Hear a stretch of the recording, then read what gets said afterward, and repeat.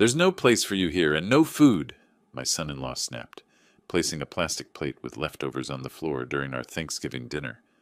I was expecting family warmth, but instead I got humiliation in front of strangers. I turned around and walked away without saying a word. The next day they regretted it, because my silent revenge began to destroy their world. Before we continue, please subscribe to the channel and write in the comments what time it is where you are now. The unfamiliar cars in my driveway made me pause. 3 of them parked at careless angles like whoever owned them didn't plan on staying long. I checked my watch, 5 o'clock exactly, and walked to the door of the house I'd built with my own hands 30 years ago. I knocked. Voices inside, laughter, the clink of glasses. No one answered. I knocked again. The door swung open.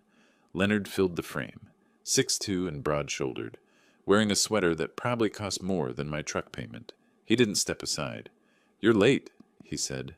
"I'm right on time, actually." He glanced back over his shoulder, then at me, like he was calculating something. "We're in the middle of things. Henrietta invited me for 5. I kept my voice level. "It's 5. He shrugged and finally moved, but not welcoming, more like tolerating. I stepped into my own house and stopped. The dining room was full of strangers. 8, maybe 9 people I'd never seen before, all seated around the table I'd refinished last spring. Young folks, Leonard's age, holding wine glasses and looking at me with mild curiosity, the kind of look you give someone's elderly relative who wanders in during a party. Henrietta emerged from the kitchen carrying a serving bowl. My daughter, 35 years old and still beautiful like her mother had been, same high cheekbones, same careful way of moving. She saw me and her eyes skittered away. "Happy Thanksgiving, sweetheart." "Hi, Dad." Her voice barely made it across the room. Leonard moved past me, close enough that his shoulder brushed mine. Not accidental. "We're just about to eat. You showed up at an awkward time." The invitation said 5 o'clock. I looked around the room again, counting chairs. It's 5 o'clock. One of Leonard's friends, 30-ish guy with a beard, raised his wineglass slightly. Acknowledgement or mockery, I couldn't tell.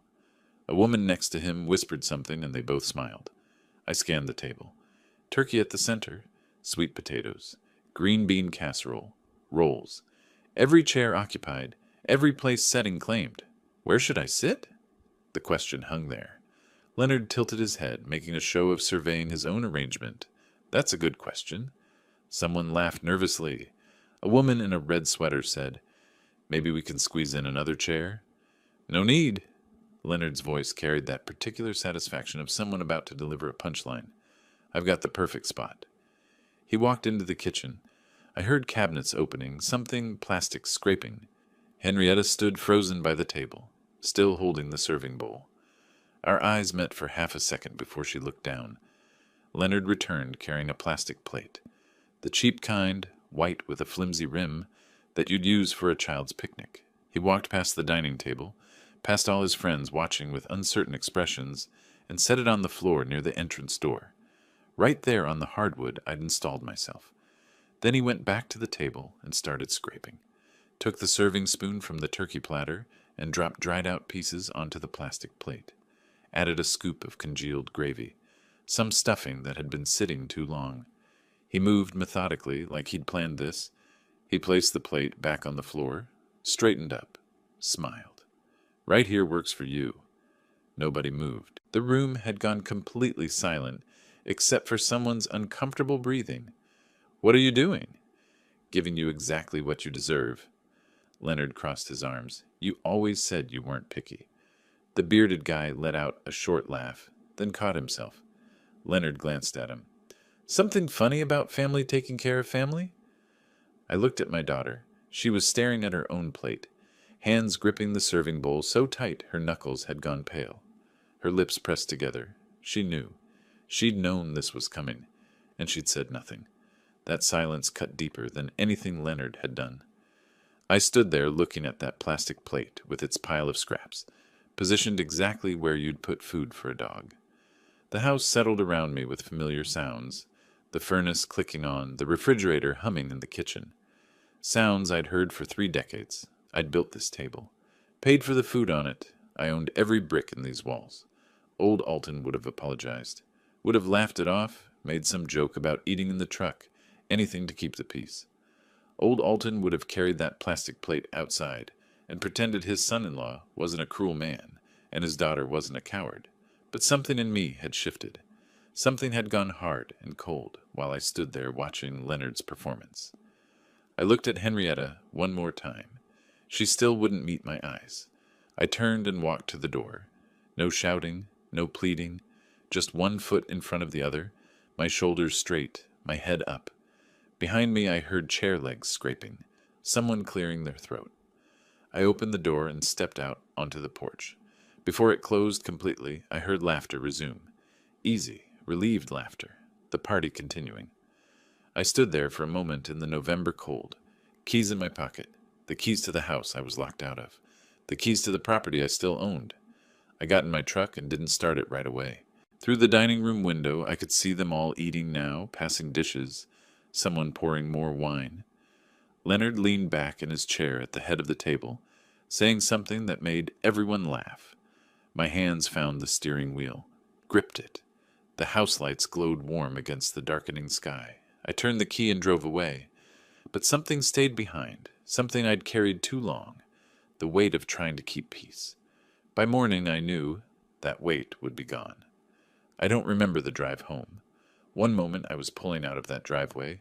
The next I was standing in my own kitchen, still holding my truck keys. My apartment, modest, paid off, mine, felt empty in a way it never had before. The jacket was still on, my good shoes too. I stood there staring at nothing. No, not nothing. I was staring at years of choices that had led to a plastic plate on the floor. On the counter sat a bag from the grocery store.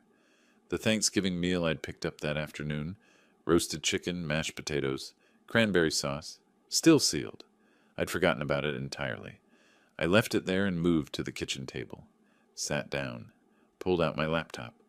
The hours that followed had a strange clarity, like my vision had sharpened. I opened my banking app first, scrolled back through 4 years of statements, highlighting transactions in my mind. Rent-free living. The house they occupied had a market value of $1,500 a month. 4 years, $72,000. The business investment.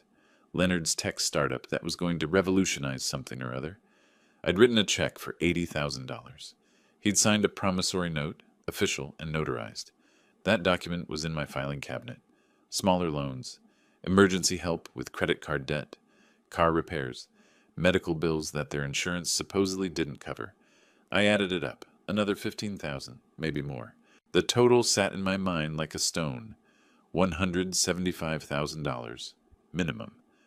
I got up and pulled the filing cabinet open, found the promissory note in a folder labeled Leonard Business.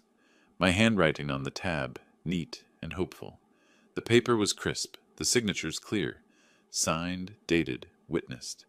Next folder, property documents. The deed to the house they lived in. Titled, solely in my name. I'd bought it as a rental property 20 years ago, kept it maintained, planned to use the income for retirement. Then Sarah died, heart attack at 59, sudden and brutal. And Henrietta needed her father, or so I'd told myself. When Leonard's startup collapsed and they asked to move in temporarily, I'd said yes. Temporary became permanent. 4 years. I sat back down with the documents spread across the table. After Sarah died, I wanted Henrietta close, I said out loud to the empty kitchen. Hearing my own voice made it real. When Leonard asked for startup money, I told myself I was helping family. When they asked to move in, I said yes to temporary. But I wasn't being generous. I was buying a relationship with my daughter. My phone buzzed. 11 o'clock. Henrietta's name on the screen. I watched it ring. 5 buzzes. 6. Then voicemail. The notification appeared. I played it on speaker. "Dad, please!" Her voice cracked. Background noise, dishes clattering. "Can we talk tomorrow? Please call me back." She had her chance to talk. At dinner. When it mattered. I set the phone face down and opened my laptop browser. Typed, "Texas eviction law, no lease." The results loaded. I read carefully, taking notes on a legal pad. Texas Property Code Section 2402. For month-to-month tenancy or tenancy at will, Landlord must provide notice to vacate. Minimum 30 days for residential property. If tenant refuses to leave after notice period, landlord can file eviction suit. Without a rental agreement, which we'd never signed, Leonard and Henrietta were technically tenants at will. I owned the property, paid all taxes, had documentation, more searching. Promissory note enforcement, Texas. Contract law. Statute of limitations. 4 years for written contracts. Leonard's note was 3 years old, well within the window. I kept reading until the sky started turning gray outside my window. Dawn came slowly, pink and gold through the kitchen blinds. I hadn't slept, hadn't even felt tired. The decision that had been forming all night crystallized with the daylight. I'd spent years avoiding conflict, calling it keeping the peace. But there was no peace, just me, shrinking smaller and smaller until I could fit on a plastic plate on the floor. Leonard made a calculation. He thought I was too old, too soft, too desperate for family to fight back. He was wrong. I stood up, joints stiff, and walked to the bathroom. Showered, shaved, dressed in pressed khakis and a button-down shirt. Business clothes. The face in the mirror looked older than 63, but the eyes were different, harder. I made coffee, drank it standing at the counter. Then I took out my legal pad and wrote a list in neat handwriting. Marcus Wade, attorney, property documents. Promissory note, bank statements. Eviction notice requirements. Texas law. I looked up Marcus Wade's cell number. He handled real estate law for my construction business. Had for 15 years. Professional relationship, not friends. That was important. 6:15 in the morning, I called anyway. He answered on the third ring, voice thick with sleep. Alton? What's wrong? I need an emergency meeting. Today. This morning. Silence. Then, it's the day after Thanksgiving. I know what day it is. Something in my voice must have registered. 9 o'clock, my office. By 9 o'clock, I was sitting across from Marcus Wade's desk. He looked tired, but alert. Mid-50s, graying hair, reading glasses on a chain. He studied my face. Alton, you look like you haven't slept. What happened? I placed the documents on his desk. Property deed. Promissory note. Bank statements printed at home, highlighted. I need to evict my daughter and son-in-law from my property. Marcus went very still. I need you to walk me through this. No emotional appeals, I said. Just the legal process. How fast can it happen? He picked up the documents, read slowly, asked questions. I answered each one precisely. Yes, the property was solely in my name. Yes, they'd been living there 4 years. No, there was no lease agreement.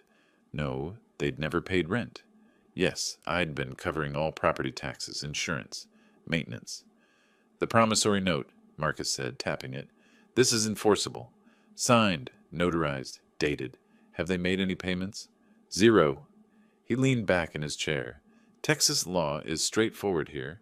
Notice to vacate, 30 days minimum for residential. If they refuse, we file for eviction in justice court. Usually takes another 3 to 4 weeks. And the loan? Separate civil matter. We'd file suit for breach of contract. But Alton, he removed his glasses. I have to ask, are you sure about this? This is your daughter. I met his eyes. Yesterday I went to Thanksgiving dinner at my own house. Leonard put food scraps in a plastic plate, on the floor. Henrietta watched and said nothing. Marcus stared at me for a long moment. Then he put his glasses back on. I'll draft the eviction notice today. We worked through the details. Marcus explained his approach. Formal eviction notice sent certified mail, plus a separate demand letter for the $80,000 loan repayment. Documentation of everything. Dates, amounts, communications. I want it all recorded, I said. Every dollar, every date. This will get ugly, Alton. It already is ugly. I'm just making it honest. An hour later, I signed the documents authorizing Marcus to proceed. He'd send the certified letters Monday. Today was Friday. The courts were closed. I stood to leave, then paused at his office door. What changed? Marcus asked. You've been helping them for years. I finally saw what they saw when they looked at me. Someone to use. Someone who'd accept anything to avoid being alone. And now?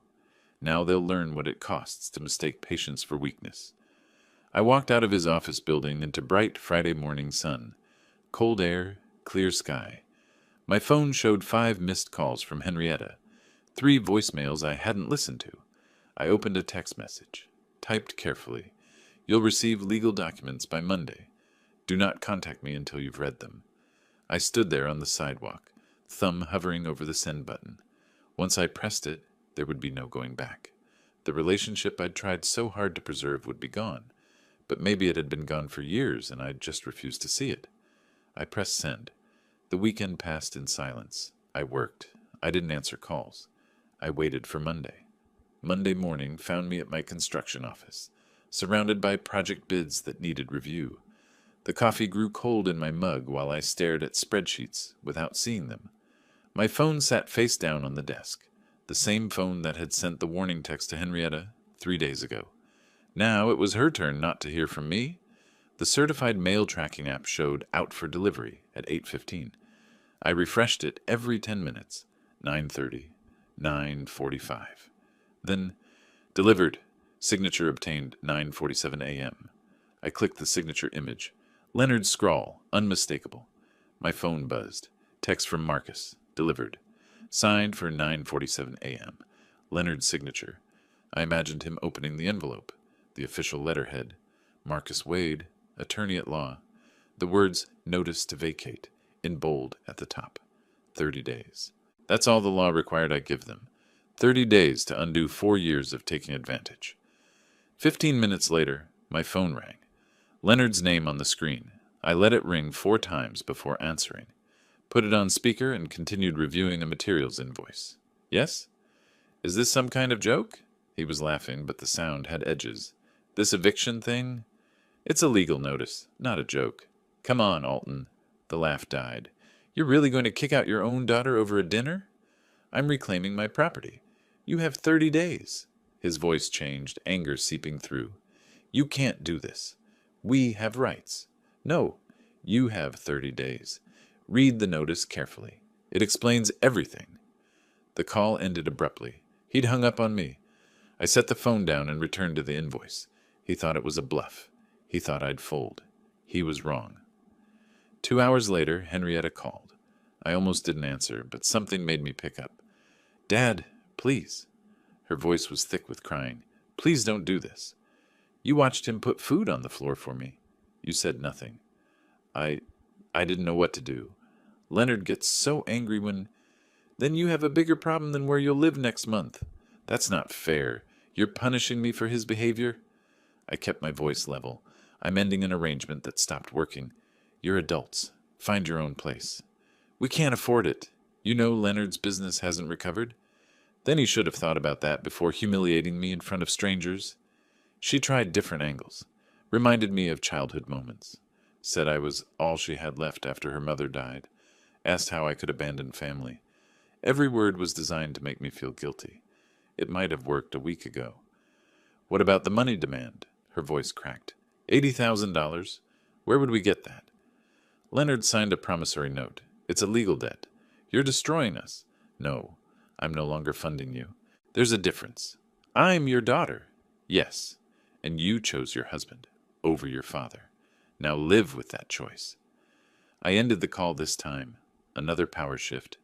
I sat in the quiet office surrounded by the documents of my legitimate business, built over 30 years of honest work. I felt something crack inside me. Not my resolve. Something else. The part that still hoped she'd choose differently. That afternoon, Marcus called. Leonard's lawyer contacted me. Guy named Simmons. Discount practice, handles everything from traffic tickets to divorces. What did he say? Asked if you'd be willing to negotiate. I said no. Asked if there were any procedural errors in the notice. I said no. Asked for 60 days instead of 30. And? I told him the law requires 30 days, not 60. We're not negotiating extensions. Marcus explained the rest. Simmons had argued that Alton had a moral obligation to family. Marcus shut it down. This was property law, not family therapy. Leonard had apparently become agitated, demanding his rights as a long-term occupant. What did you tell him about rights? That without a rental agreement or payment history, his clients have minimal rights under Texas law. He didn't like hearing it. After we hung up, I pulled up Leonard's social media on my laptop, scrolled through recent posts, expensive restaurant dinners 2 weeks ago, photos of a new watch, looked like a Tag Heuer, 1500 minimum, vacation pictures from Colorado dated October, can't afford rent, but can afford a weekend in Colorado. Everything I needed to know. That evening, Leonard called again, different tone this time. The anger had been replaced by something that almost sounded like bargaining. I could hear Henrietta crying in the background. Alton, let's be reasonable. We can work something out. The time for working things out was before Thanksgiving. I'll apologize, okay? I'm sorry, it was stupid. Accepted. You still have 29 days to vacate. What about the money? I can't pay $80,000. Then I'll see you in court for the debt judgment. His voice took on a desperate edge. You'd really sue your own daughter. The note has your signature, not hers, but you're married, joint assets. Figure it out. Silence. Then his voice changed again, lower, threatening. You'll regret this, old man. You think you're so smart with your lawyer? 29 days. The clock is running. I hung up. Later that evening, I sat at my kitchen table, reviewing the documents Marcus had sent over, additional materials I had requested, payment history to the utilities, all in my name, property tax records going back 20 years, every payment from my account, never Leonard's, insurance documentation, maintenance receipts. Every piece of paper reinforced my legal position. I picked up an old photograph from the box on the shelf. Henrietta's college graduation, her mother standing next to her, both of them smiling. Sarah had been so proud that day. I remembered the weight of the camera in my hands, remembered thinking we'd have years of moments like that. Was I wrong? The question came uninvited, unwelcome. No, I was finally right. After years of being used, I was finally right. My phone buzzed with a notification, social media alert. I glanced at the screen. Text from Marcus. Check this. He's going public. I opened the social media app and navigated to Leonard's profile. A new post, just minutes old. The text was loading. The post was long, angry, and every word was a lie. I read it twice, feeling my jaw tighten with each sentence. Then I called Marcus. We need to meet tomorrow, I said when he answered. He's declared war. The screen's glow illuminated my face in the darkening apartment. I read Leonard's post a third time, forcing myself to absorb every calculated word. The headline, My father-in-law is evicting his daughter into homelessness this Christmas. He'd crafted it carefully. Elderly man abandoning family. Daughter terrified. Winter eviction, cruel and heartless. Every phrase designed to paint me as a villain. What he didn't mention, Thanksgiving. The plastic plate. 4 years of rent-free living. The $80,000 loan he'd never repaid. What he did mention, my wife is devastated. Her elderly father. The winter cold. Nowhere to go. Photos attached. Henrietta looking distressed. The house exterior implying ownership. Them as a happy family at some restaurant. Carefully chosen truths arranged into a complete lie. One passage made my hands tighten on the phone. After years of helping maintain his property and caring for him after his wife's death, he's demanded we leave with only 30 days' notice. I've tried everything to reason with him, but he won't listen. Family should mean something, but not to everyone, I guess. The post already had 47 comments, mostly sympathetic, shared 12 times. Comments scrolled past. That's terrible. Sue him. What kind of father does this? Sending prayers for you both. 3 comments from people I knew, business contacts, neighbors. Every word was technically true, and every word was a complete lie. I called Marcus back immediately. How bad is this? For public perception? Pretty bad. For our legal case? Irrelevant. People I do business with are commenting, supporting him. Don't respond. Don't engage. That's what he wants. A public fight he can screenshot and use against you. So I just let him lie about me publicly? For now, yes. We respond in court, not on Facebook. Trust me on this, Alton. I barely slept. By sunrise, Leonard's post had 200 comments. At the construction office Tuesday morning, I tried to focus on work. My phone buzzed constantly. Texts from concerned friends, angry messages from strangers who'd seen the post, shared and reshared. An old friend. Alton, what's going on? Saw Leonard's post? Call me. A former client. Disappointed to hear how you're treating family. Unknown number. You should be ashamed. That's your daughter. My secretary knocked on the door around 10. 3 people called asking if the business is stable. I looked up. What? The Meyer Project client wants a meeting. Said something about discussing contractor reliability. The whispers had started. If he'd do that to family? What about business commitments? Then Henrietta posted her own message. Shorter, but more emotional. Wounded daughter who didn't understand her father's cruelty. The key line, I never thought my own father would choose money over his only child. She'd attached a photo, childhood picture of the 2 of us at a park, her maybe 7 years old, sitting on my shoulders, both of us laughing. I stared at that photo for a long time. More people took Leonard's side. No one knew the full story. My instincts screamed to explain, defend, counterattack. Marcus's advice echoed, don't engage. Around noon, Deborah Chen called, my bookkeeper for the construction company, access to all financial records. Organized, meticulous. Never called unless something was genuinely wrong. Alton, I need to show you something. It might be nothing. What is it? I was reconciling accounts and noticed discrepancies. Going back about 18 months. My stomach tightened. What kind of discrepancies? Remember when Leonard said he could help with vendor outreach? You gave him some contact information? Yes. He said he had marketing experience. Silence on the line. Then, can you come to the office? I need to show you this in person. 20 minutes later, I sat across from Deborah's desk while she pulled up files on her computer. I found irregularities while preparing tax documents. She turned the monitor toward me. Leonard was using your business contacts. He posed as your partner or representative. The screen showed emails, Leonard's name with my company's signature line. He took deposits from 3 clients for jobs that were never performed. She clicked through the evidence. Client 1, $12,000 for a home addition. Client 2, $8,500 for commercial remodel. Client 3, $15,000 for multi-unit renovation. Total, $35,500. Why didn't these people contact me directly? They tried. Leonard told them you were semi-retired, that he handled new contracts. Remember when you gave him email access to help with that supplier issue? I remembered. A temporary login 18 months ago when I'd been overwhelmed with a material shortage. He used my business to steal? I have all the emails. He signed them Leonard Evans Partner Relations. People assumed he was legitimate family business. My hands went cold. What else? Deborah hesitated, then clicked to another folder. I found something else while pulling property records for taxes. Leonard filed paperwork with the county 9 months ago. She opened a PDF. Official county document. Gift deed, transferring the house from me to Leonard. It required my notarized signature. The signature looked close to mine, but the notary stamp was fake. Why did this fail? County clerk noticed the notary license number didn't match their database. Paperwork was rejected, flagged as suspicious. They sent a letter to the property address, the house, where Leonard received mail. He intercepted it, I said. Looks that way. No criminal charges were filed because you never saw it, never reported it. I stared at the forged document. He tried to steal my house, with a forged signature.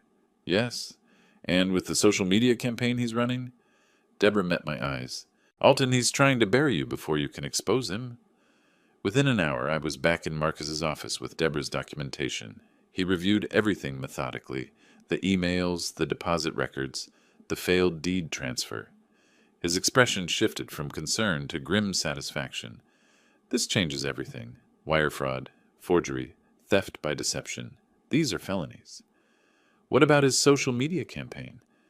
It becomes evidence of consciousness of guilt. He's trying to poison public opinion before his crimes surface. So what do? We file a police report today, and we contact the victims. They'll need to file complaints too. He'll say I'm retaliating because of the eviction. Let him. The evidence speaks for itself. Signatures, notary fraud, client testimony. This isn't he said, she said anymore. Leonard had made a calculation. Destroy my reputation so no one would believe me when the truth came out. He hadn't counted on one thing. I kept records. I always kept records. Marcus began drafting the police report. I pulled out my phone and scrolled through my contacts until I found the first name on Deborah's list. Thomas Green. Home edition job, $12,000. He answered on the second ring. Mr. Green, this is Alton Evans from Evans Construction. We need to talk about Leonard. A bitter laugh. He screwed you too. Worse than you know. Can we meet tomorrow? Been waiting 2 years for someone to listen. Tomorrow works. I left Marcus's office with a folder of evidence under my arm. Walked through downtown Austin in the December afternoon sun. Past a coffee shop where someone sat with a laptop open, reading something on the screen. Leonard's post. The person shook their head in disapproval. At me. Let them judge. By the end of the week, they'd know the truth. I walked to my truck and pulled out my phone. Dialed the Austin Police Department non-emergency line. When the officer answered, I said 5 words that changed everything. I need to report fraud. The police station smelled like burned coffee and industrial cleaner. Thomas Green sat down beside me in the waiting area, and we didn't need to say anything. We both knew what Leonard had taken. He carried a manila folder, same tan color as mine. Physical evidence of parallel crimes. Detective Sarah Morrison called us back 20 minutes later. Mid-40s, professional suit, wedding ring, reading glasses on a chain. Her office was small, interview table, recording equipment visible on a shelf, case files stacked against one wall. She gestured for us to sit and opened her notepad. Mr. Evans, walk me through your relationship with Leonard. What's his last name? I paused. I don't actually know. He never took Henrietta's name, and she never mentioned his. Morrison looked up from her notes. Your son-in-law, and you don't know his surname? I realize how that sounds. I trusted him because my daughter did. That's usually how these cases work. She turned to Thomas. Mr. Green, you're the first victim on record? We spent the next hour presenting evidence. I laid out Deborah's financial records, the fraudulent emails with my company's signature, the failed deed transfer with its fake notary stamp. Thomas showed his contract signed, Leonard Evans, partner relations, deposit receipts, a folder of unanswered emails and call logs. Morrison photographed each document, entered a case number into her computer, logged every date, every transaction. She worked methodically. Every paper got logged. Every date got verified. Mr. Green, why didn't you report this 2 years ago? I tried. Was told it was a civil matter. Sue in small claims court. $12,000 didn't seem worth the legal fees. Using someone else's business identity changes it. That's theft by deception. Morrison made notes. How many others are there? At least 2 more, I said. My bookkeeper found them. Morrison made calls while we waited. Speakerphone, professional courtesy so we could hear. Maria Castellano answered on the second ring. Yes, she remembered Leonard. Yes, she'd paid a deposit, $8,500 for a commercial remodel. No, the work was never done. She'd filed a complaint 3 years ago. Nothing came of it. James Wu had a similar story. $15,000 for a multi-unit renovation. Promises, then silence. Another dismissed complaint. That's a pattern, Morrison said after the third call. He specifically targeted older clients. Used your reputation as cover. The realization settled over me like cold water. He didn't just steal money. He stole my name, my reputation. 30 years of honest work, and he wore it like a mask. By early afternoon, Detective Morrison had enough for an interview request. I was back at my construction office, trying to focus on a supplier invoice, when Marcus called. Morrison contacted Leonard. Voluntary interview scheduled for tomorrow morning at 10. Will they arrest him? Not immediately.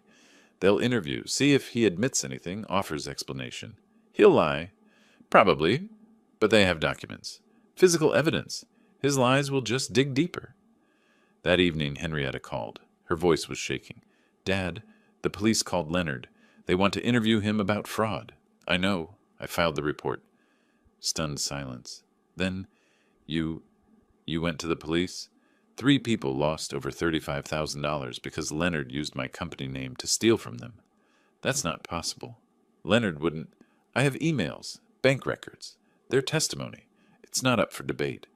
You're trying to put him in jail. No, I'm reporting crimes. The legal system will decide the rest. She didn't hang up immediately. Long silence. I could hear Leonard shouting in the background, words I couldn't make out. Dad, how many people? First time she'd asked for facts instead of making accusations. At least 4, maybe more. She ended the call without another word. The interview lasted 3 hours. Marcus called me when it was over. I'd been at my office all morning trying to work, checking my phone every 5 minutes. Leonard arrived with Simmons. Initial strategy was deny everything, claim the documents are fabricated. And? Morrison presented emails with timestamps, IP addresses matching his devices. He shifted to calling it marketing help, said there was a misunderstanding about authority. I closed the project file on my desk. What about the forged deed? Claimed he found it like that. Said he was asking questions about property transfer. Didn't know the signature was fake. Marcus's voice carried barely concealed satisfaction. Morrison said he was sweating through his shirt by the end. Did he admit anything? Not directly, but his attorney looked sick. Simmons knows Leonard's lying, and he knows Morrison knows. What happens now? She's referring it to the DA's office. Probably takes a few weeks for a charging decision. But Alton? This is serious now. Wire fraud, forgery, these are felonies. Later that day, Deborah called again. Found another one. Contractor named Steve Paulson. Leonard approached him claiming to be your nephew. Needed equipment rental. $6,000 worth of tools that were never returned. How many more are there? I don't know yet. I'm finding threads everywhere. Every contact list Leonard ever had access to, I'm cross-referencing. Keep looking. I want every victim to get justice. Alton, how did you not see this? The question I'd been asking myself for days. I trusted family. He counted on that. Late that evening, my doorbell rang. I wasn't expecting anyone. Henrietta stood outside, alone. First time I'd seen her without Leonard in months. She looked exhausted, eyes red from crying. She didn't ask to come in, just stood in the doorway. Is it true? All of it? Yes. Leonard said you're lying, making it up to justify evicting us.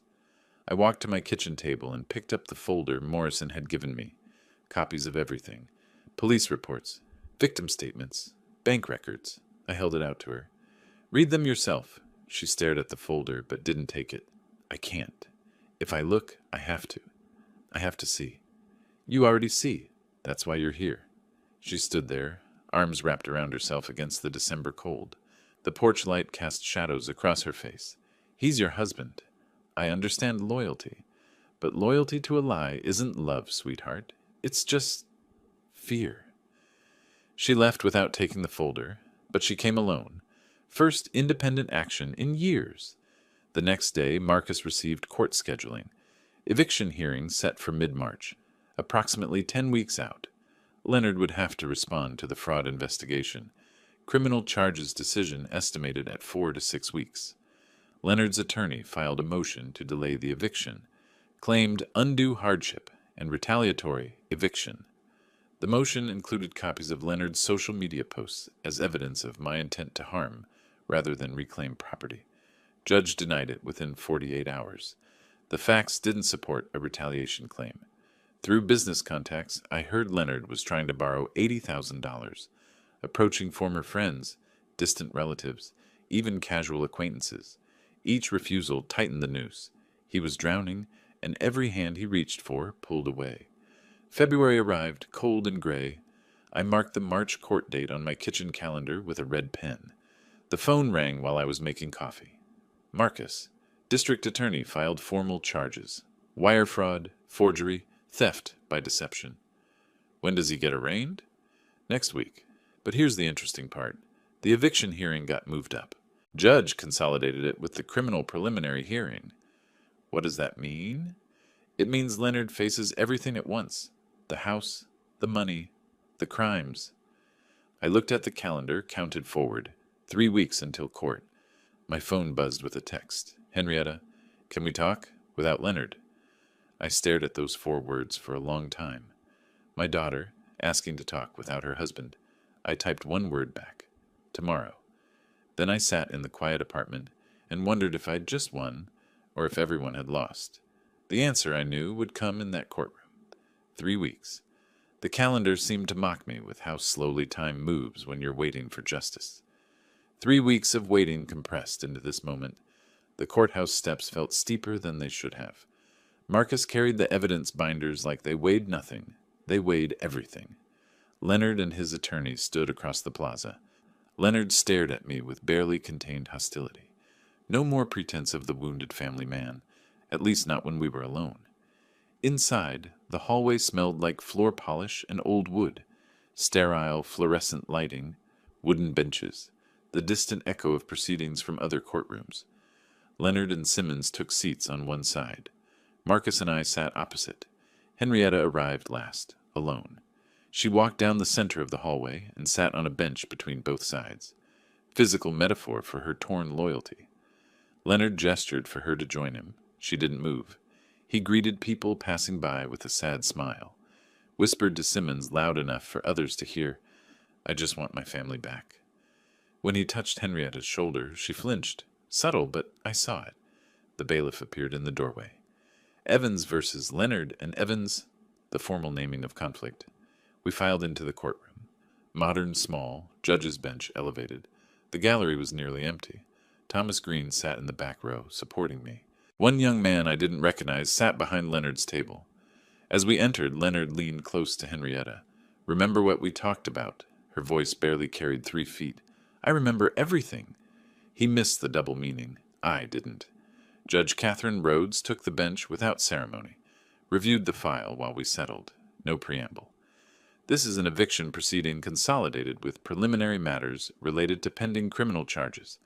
Mr. Wade, you're representing the property owner?" Marcus stood. "Yes, Your Honor." What followed was methodical demolition. Marcus laid out the property deed. Sole ownership, Elton Evans. Tax records showing every payment from my account. Utility bills in my name, my payment. No rental agreement, no payment history from the occupants. He presented it like building blocks, each document supporting the next. No emotion, just facts. 4 years of free occupancy with a calculated value of $72,000. Additionally, an unpaid promissory note for $80,000. The occupants have no legal right to remain. Judge Rhodes turned to Simmons. "Do you dispute these facts?" "Your Honor, we argue this eviction is retaliatory in nature." "Based on what?" "The criminal investigation your client is facing." "Based on a family disagreement that escalated." "A disagreement doesn't create tenant rights where none exist." "Do you have documents showing your clients paid rent or have ownership interest?" Simmons called Leonard to testify. Leonard's strategy became clear immediately. Frame himself as devoted son-in-law helping after his wife's death. He claimed he'd maintained the property, paid for improvements, cared for Alton during his grief. His voice trembled with practiced emotion. "Mr. Leonard, why do you believe Mr. Evans is evicting you?" "I think he's lonely, angry, taking it out on us because he can't accept his wife is gone." Marcus objected. "Relevance, Your Honor?" "Mr. Evans's emotional state doesn't change property law." Sustained. "Mr. Leonard, do you have any documents showing you paid rent or have ownership interest?" It was understood. Family doesn't need paperwork. Family might not. Law does. Marcus introduced the fraud evidence, technically not part of the eviction case, but the judge had allowed it, as character and credibility evidence. The forged deed attempt, the fraudulent business emails, victim statements, Leonard's performance cracked. "Mr. Leonard, did you attempt to transfer property ownership using forged documents?" The criminal case is separate. I don't have to answer. "Did you represent yourself as partner of Evans Construction to obtain client deposits?" Simmons stood. "Objection, Fifth Amendment rights." "He can refuse to answer," Judge Rhodes said, "but this is a civil proceeding. I can draw inferences." Leonard sat silent, sweating. No further questions. Judge Rhodes called a 15-minute recess. In the hallway, Leonard cornered Henrietta near the water fountain. "You need to testify. Tell her how your father abandoned us." "I don't think I can do that." "What?" "I saw the emails, Leonard. Dad showed me. You used his company to steal." He grabbed her arm. "Those were business decisions he doesn't understand." She pulled away. "You forged his signature on our house. To protect us. To secure our future. By stealing from him?" His voice rose. People in the hallway turned to watch. "You're as pathetic as he is. I should have left you years ago." The mask had fallen completely. Henrietta's face showed shock, hurt, but also something new. Clarity. Leonard saw he'd lost control. tried to soften. Baby, I'm sorry. I'm stressed. You know I didn't mean... Yes, you did. You meant every word. She walked away from him, sat on a bench alone, covered her face with her hands. First time Leonard's true self had shown in front of witnesses. Court reconvened. The young man who'd been sitting behind Leonard was gone. Leonard sat alone now. Henrietta remained in the gallery, not at his table. Judge Rhodes had made her decision. This case is straightforward. Mr. Evans owns the property outright.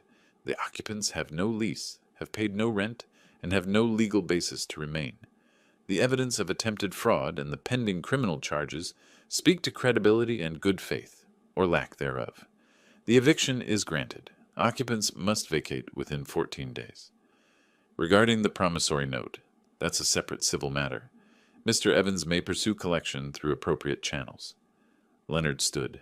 Your Honor, please, we have nowhere to go. 14 days is more than adequate to find alternative housing. Next case. The gavel fell. Single sharp sound. Leonard stood frozen. Simmons gathered his papers quickly, avoiding eye contact with his client.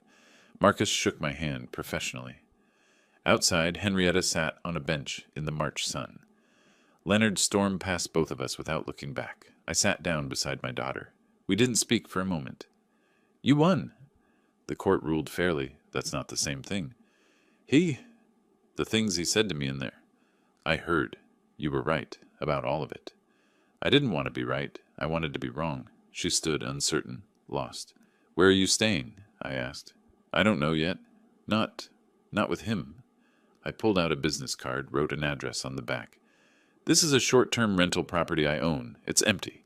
Stay there while you figure things out. No rent for first month. She took the card. Tears streamed down her face. She looked at the card, then at me, and I saw my daughter again for the first time in years. Not Leonard's wife. Not someone's possession. Just Henrietta. Thank you, she whispered. I nodded and walked to my truck. Marcus waited by his car, phone already out. The DA wants to talk, he said. Leonard's attorney is asking about a plea deal. This is moving fast now.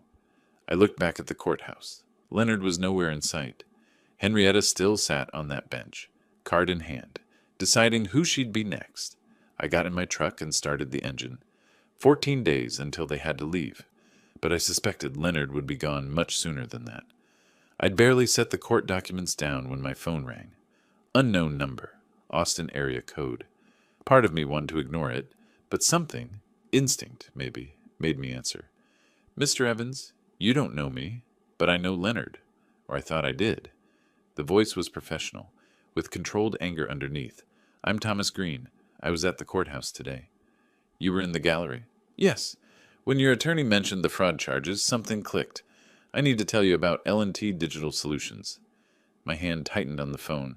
That was Leonard's startup, the one I invested $80,000 in. That's what he told you. But there were two investors, you and me. He took $35,000 from me for equipment and software. Never saw a dollar back.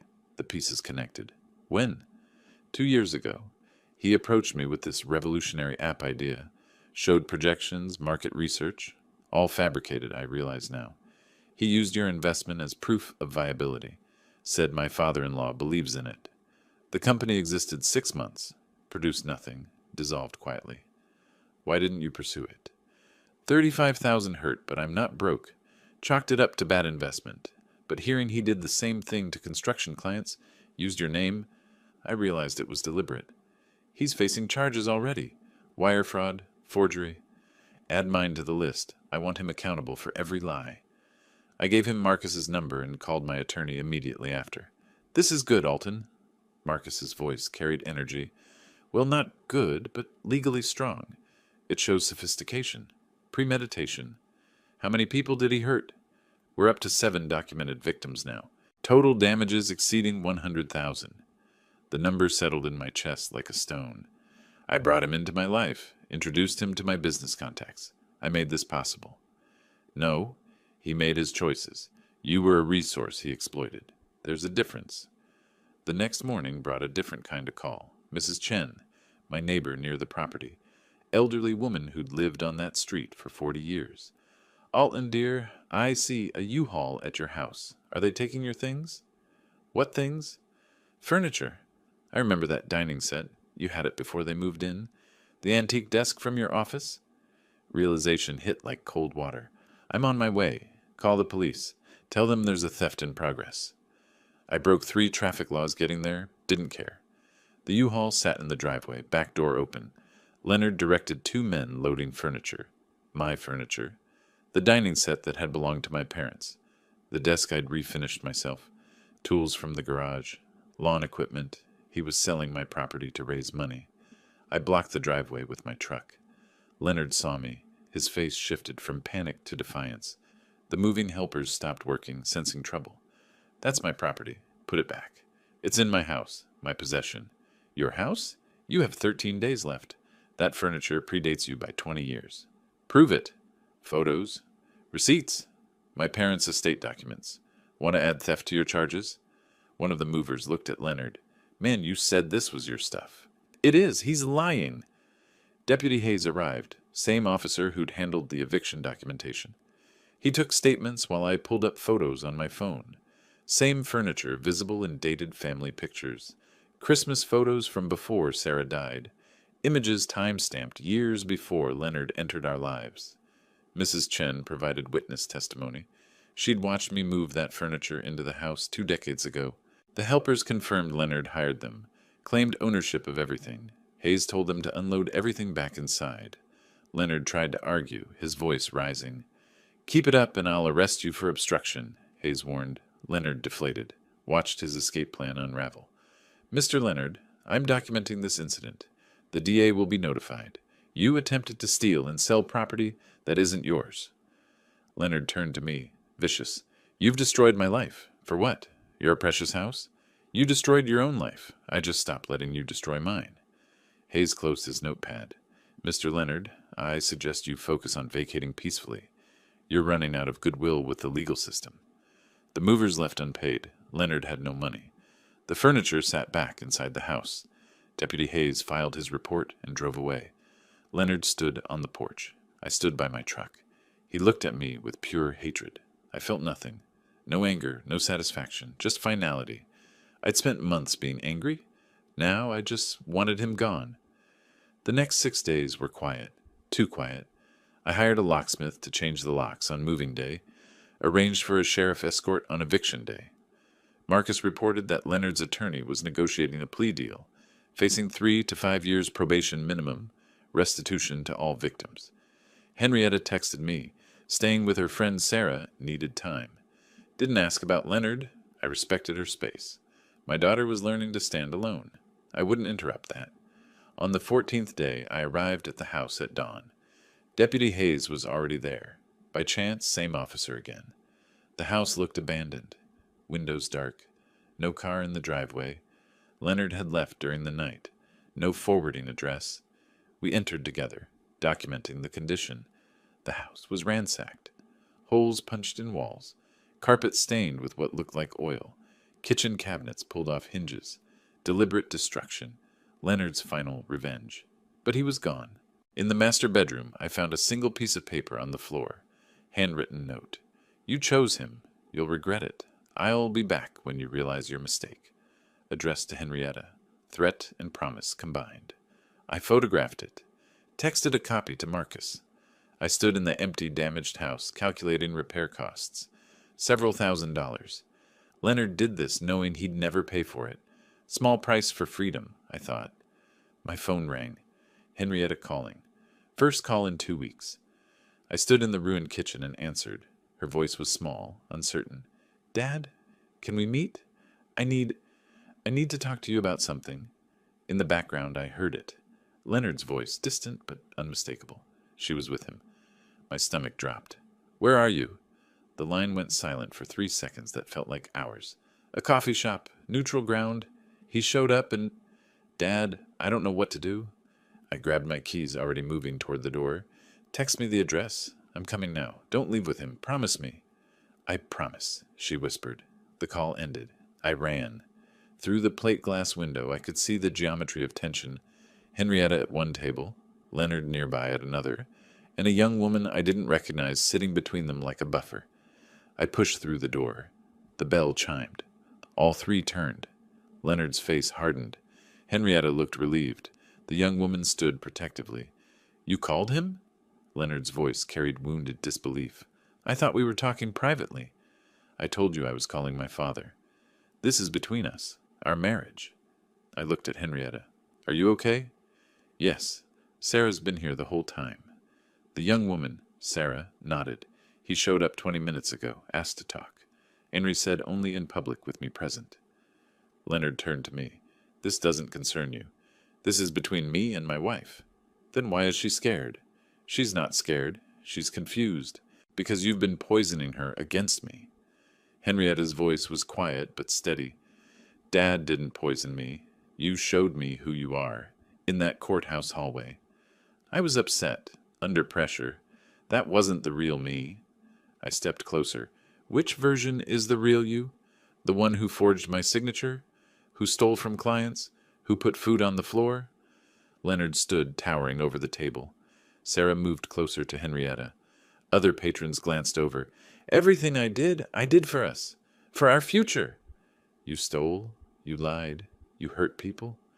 I made mistakes, but Henrietta knows I love her. That's what matters. Henrietta stood now, facing him directly. Do you love me? Of course I do. How can you even ask? You called me pathetic. In front of strangers. You said you should have left me years ago. I was angry. I didn't mean... Yes, you did. You meant it.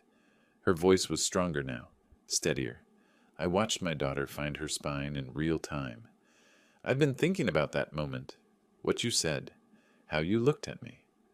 Leonard softened his tone, manipulative sweetness oozing through.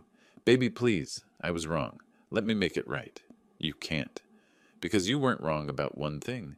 You should have left me years ago. Because you never loved me. You loved what I gave you access to. That's not true. My father's house, his money, his business connections. That's what you married. Henrietta, listen to yourself. He's manipulating you. No, you're manipulating me. Or trying to. But I see it now. I stood back, didn't intervene, didn't add commentary. This was her moment, her fight. I'd spent months fighting for her. Now I needed to let her fight for herself. Leonard switched tactics. Vulnerability. Tears forming in his eyes. I have nothing. Nowhere to go. You're all I have. He reached for her hand. She pulled away. You have nothing because you stole from people. Because you lied. Those are your choices. Our choices. We were in this together. No. I was your shield. You hid behind we and us while you did whatever you wanted. His voice cracked. Fine. You want me to beg? I'm begging. Give me another chance. I gave you thousands of chances. Every time you were cruel. Every time you lied. Every time you made me feel small. I gave you another chance. Sarah touched Henrietta's arm gently. Henri, we can leave now. Yes, we can. As Henrietta gathered her jacket, Leonard's face transformed. The vulnerability vanished. Cold rage replaced it. He grabbed her wrist as she passed. I moved forward. Sarah pulled out her phone. You walk away. You'll regret it. His voice was low, menacing. Henrietta pulled free. Is that a threat? It's reality. You think you can make it without me? You're weak. You've always been weak. Maybe I was, but I'm learning. He turned to me. This is your fault. You destroyed our family. There was no family. There was a hostage situation. The barista approached. Is there a problem here? Sarah held up her phone. I've been recording since he grabbed her. Leonard saw the phone, realized the situation, backed away. You'll all regret this, he muttered. He walked out, didn't look back. Through the window, I watched him get into a beaten car and drive away. Henrietta sank into her chair, shaking. Sarah sat beside her, supportive hand on her shoulder. I remained standing, giving them space. We sat there for 20 minutes before anyone spoke.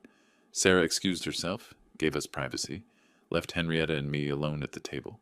I'm sorry, Dad. For what? For not seeing it, for not believing you, for Thanksgiving. You were in a difficult position. I chose him. Over you. When I should have... I interrupted gently. You chose what felt safe. Loyalty, commitment, those aren't bad things. Even to the wrong person. Sometimes we can't see they're wrong until we're ready. I couldn't force you to see it. she cried. Real tears, not performance. I was afraid of being alone. After Mom died and then marrying Leonard, I forgot how to be just me. I couldn't watch him destroy you, even if stopping him looked like cruelty. Did you hate me when I defended him? No, I was frustrated, angry, but not at you, at the situation, at him for manipulating you. I was so stupid. You were hopeful. That's different. Hope isn't stupidity. What do I do now? Whatever you need.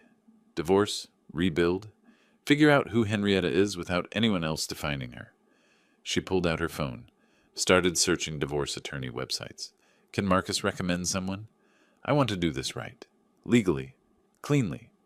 I nodded approval. She removed her wedding ring, placed it on the table between us, stared at it for a long moment. Then she slid it across to me. Can you hold this? I don't want it, but I'm not ready to throw it away. I pocketed the ring without comment. We stood to leave together. We walked out of the coffee shop into late afternoon sun. Sarah waited by her car, gave Henrietta a reassuring nod. As I unlocked my truck, Henrietta paused. Dad? Can I come over for dinner sometime? Just us? I felt something loosen in my chest, something that had been tight for years. Any time. You're always welcome. She smiled. Fragile but real. My phone buzzed. Text from Marcus. DA offered Leonard a plea deal. 3 years probation, full restitution to all victims. Guilty plea to felony fraud. He has 48 hours to decide. If he refuses, they're going to trial. I showed Henrietta the message. She read it, then looked at me with clear eyes. Good, she said. Just that. Good. We got in our separate vehicles and drove away. I watched her car in my rearview mirror until she turned toward Sarah's apartment. The girl who'd watched her husband humiliate me on Thanksgiving was gone. The woman who'd stood up to him in that coffee shop, that was my daughter. Finally.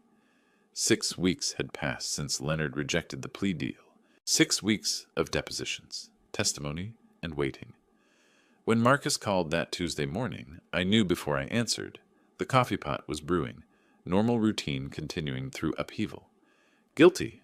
All 3 counts. The jury wasn't out long. I set down my mug. How did he react?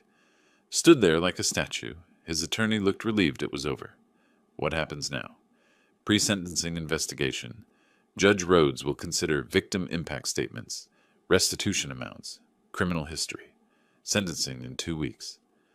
What's the likely outcome? 3 to 5 years probation, full restitution to all victims. That's about $115,000 total. Felony conviction on his record permanently. I felt no triumph, just finality. I'd wanted accountability, not destruction. But Leonard had chosen his path at every turn. Marcus was coordinating with the other victims. Thomas Green, Maria Castellano, James Wu, and the others would receive restitution through a payment plan. The DA's office required Leonard to pay in installments over his probation period. If he failed, probation would be violated. Possible jail time. Thomas called that afternoon. I heard. Guilty verdict. Yes. Marcus says restitution is part of the sentence. I don't care about the money anymore. I care that he can't do this to anyone else. Felony record will follow him. Every job application, background check. Good. Maybe that'll teach him consequences exist. Later that day, Henrietta called. Her voice was subdued. Dad, I heard about the verdict. I thought you might. I don't know how to feel. You don't have to feel any particular way. It's complicated. Part of me is relieved. Part of me feels guilty. Like I should have... Should have what? Stopped him years ago? We all miss the signs. I was married to him. I should have known. People hide who they are, even from those closest to them. She'd moved into a small one-bedroom apartment. Started a bookkeeping job at a local firm. The divorce papers had been filed. Leonard hadn't contested. She was attending therapy twice a week. For the first time since Mom died, I'm figuring out who I am. How are you managing? Financially? It's tight, but it's mine. I'm not depending on anyone. I'm proud of you for doing this on your own. A pause. Can we have dinner sometime? When things settle?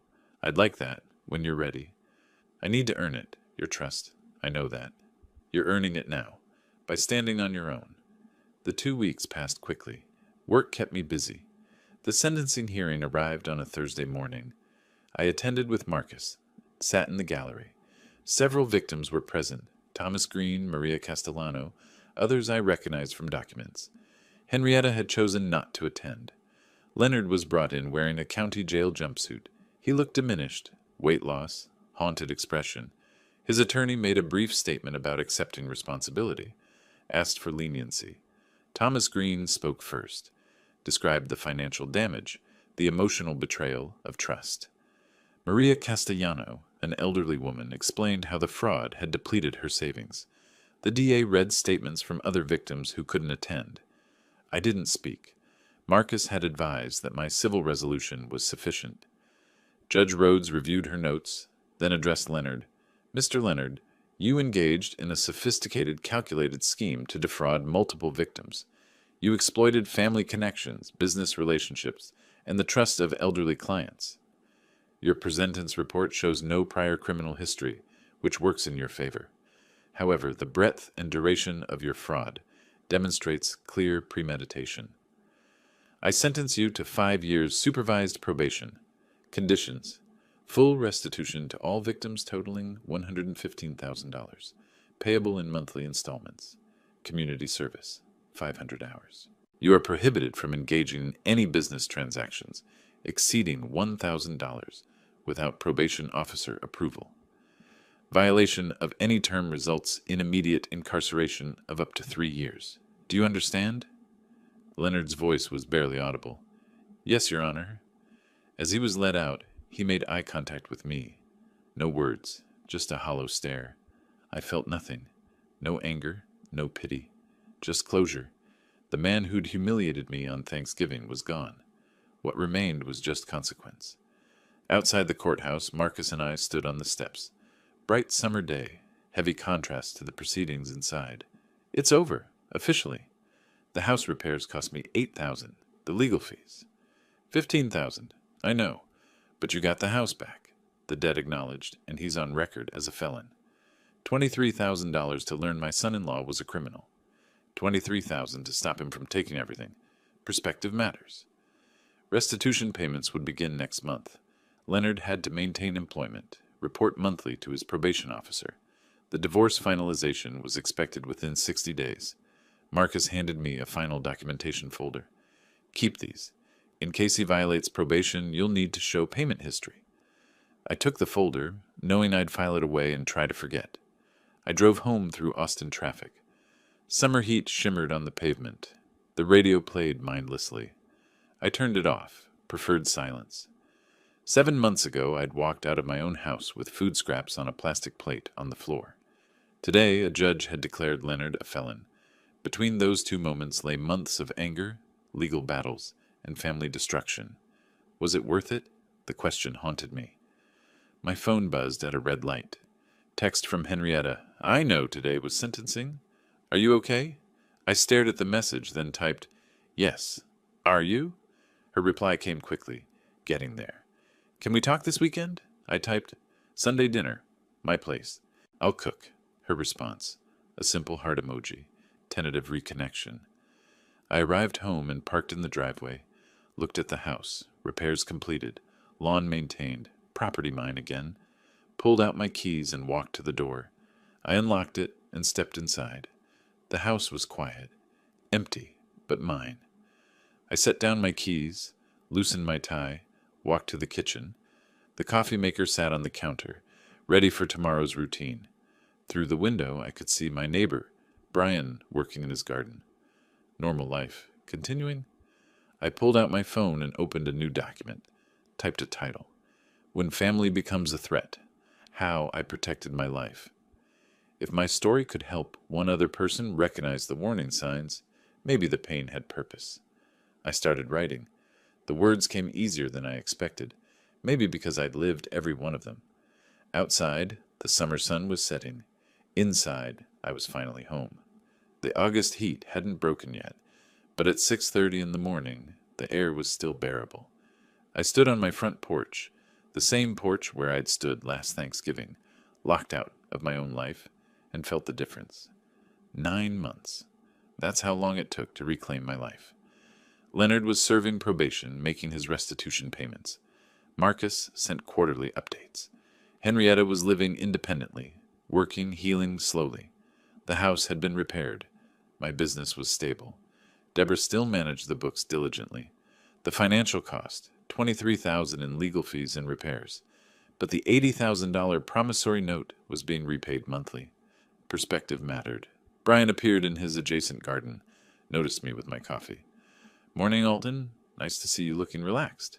"Feels strange, being relaxed. I remember last fall, you looked like you were carrying the world. What changed?" I put it down, realized I didn't have to carry other people's choices. "Your daughter, she doing okay?" "Better. We had dinner last week. She's finding her way. Takes strength to do what you did, setting boundaries with family." Didn't feel like strength at the time. Felt like survival. My phone buzzed. Message from Henrietta. Photo attachment. Her at a desk with an Employee of the Month certificate. Brief text. Small victories. "Dinner this Sunday?" I studied the photo. My daughter smiling. Genuine happiness. No strain. I typed. "Proud of you. Sunday works. My place or restaurant?" Her reply. "Your place. I'll bring dessert. Real dessert, not store-bought. Looking forward to it." We'd had dinner 6 times in 3 months. Still careful with each other. Still rebuilding. She never asked about Leonard. I never mentioned him. That chapter was closed for both of us. Sometimes I saw glimpses of the daughter I'd known before. Quick wit, genuine laugh. Other times I saw someone new. Someone stronger. An hour later, Marcus called. "Just wanted to update you.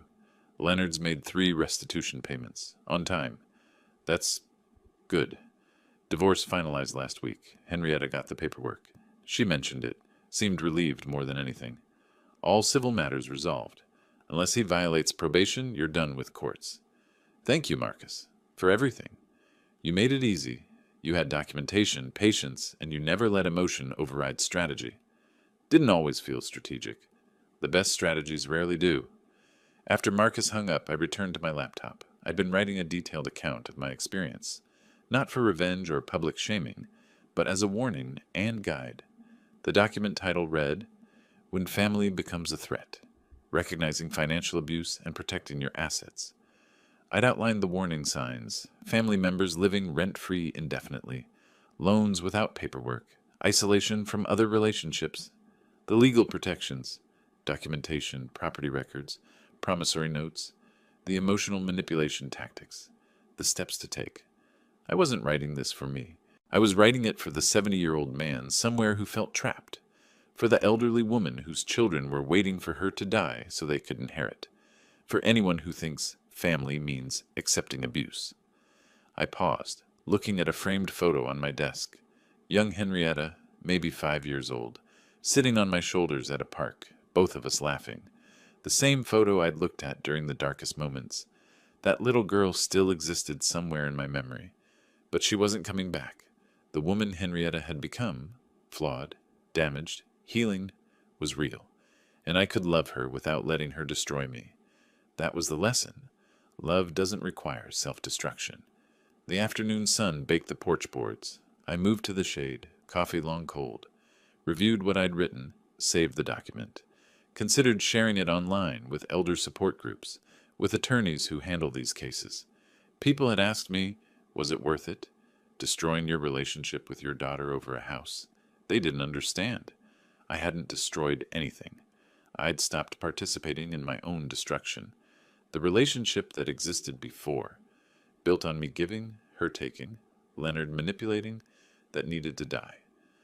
What we were building now, that was real. Hard, painful, uncertain, but real. I prepared a simple dinner for myself, sat at the dining room table, the same table Leonard had tried to steal, ate slowly, peacefully, alone but not lonely. After dinner, I walked to the hall closet, pulled out a plastic bag I'd kept hidden. Inside, the plastic plate from Thanksgiving. I'd kept it as a reminder, but I didn't need it anymore. I took it to the outside trash bin, dropped it in without ceremony. The sound it made hitting the bottom was ordinary, just trash. That's all it had ever been. I returned to the porch as the sun set. The neighborhood settled into evening, kids playing, dogs barking. Normal summer sounds. My phone showed an unread message from Henrietta. Photo of ingredients for Sunday's dessert. I smiled. Texted back a thumbs up. I'd spent 9 months fighting for justice. What I'd found was something different. Not revenge. Not even victory. Just freedom. Freedom from manipulation, from false obligations, from the weight of other people's choices. Brian waved from across the fence. Poker night Thursday. You in? I nodded. I'm in. Life continuing. Normal, unremarkable, mine. I stayed on that porch until the streetlights came on, watching my neighborhood exist around me. Somewhere across Austin, Leonard was living whatever life his choices had built, and it had nothing to do with me. Somewhere closer, Henrietta was probably making her dessert, practicing recipes, building competence in small ways.